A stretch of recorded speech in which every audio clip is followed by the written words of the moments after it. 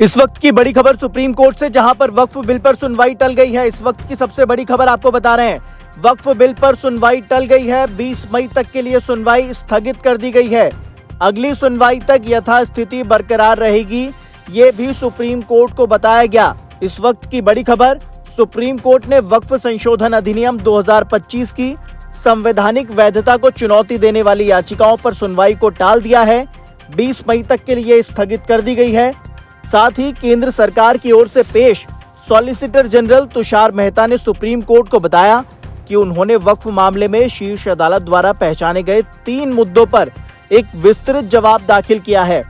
इसके बाद केंद्र सरकार ने आश्वासन भी दिया कि वक्फ अधिनियम के प्रमुख प्रावधान, जिसमें केंद्रीय वक्फ परिषद और वक्फ बोर्ड में गैर मुस्लिमों को शामिल करना, साथ ही वक्फ संपत्तियों को गैर अधिसूचित करने के प्रावधान शामिल हैं, वो कुछ समय के लिए प्रभावी नहीं होंगे।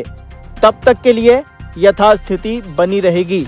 इसके बाद सुप्रीम कोर्ट के जजों ने साफ किया कि चूंकि उनके पास पूरे दस्तावेजों को देखने के लिए बहुत कम समय है, इसीलिए अब मामले की अगली सुनवाई 20 मई को होगी। इस पर वकीलों का भी रिएक्शन सामने आया, सुनिए।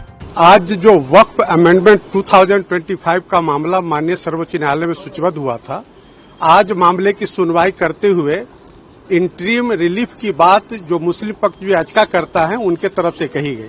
माननीय अदालत ने कहा कि चूंकि उनके पास समय कम था, लिहाजा उन्होंने अगले ट्यूसडे को पूरे मामले की सुनवाई के लिए मामले को सूचीबद्ध किया है।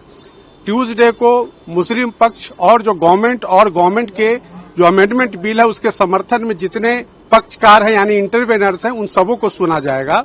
और यह भी कोर्ट ने कहा है कि संडे तक जिनको भी अपने रिटन आर्गुमेंट देने हैं वो एक्सचेंज कर लेंगे और अदालत में मंडे को फाइल होना है। फिर ट्यूसडे को इस मामले की सुनवाई विधिवत माननीय सर्वोच्च न्यायालय में इंटरिम आदेश के मुतालिक होगी। देखिए, आज ऐसा है कि जो हरिशंकर जैन की तरफ से 1995 वक्फ एक्ट के काफी प्रोविजंस को चुनौती दिया गया है, वो भी आज सूचीबद्ध था। लेकिन माननीय सर्वोच्च न्यायालय ने कहा कि हम 1995 के एक्ट पर कोई विचार नहीं करेंगे।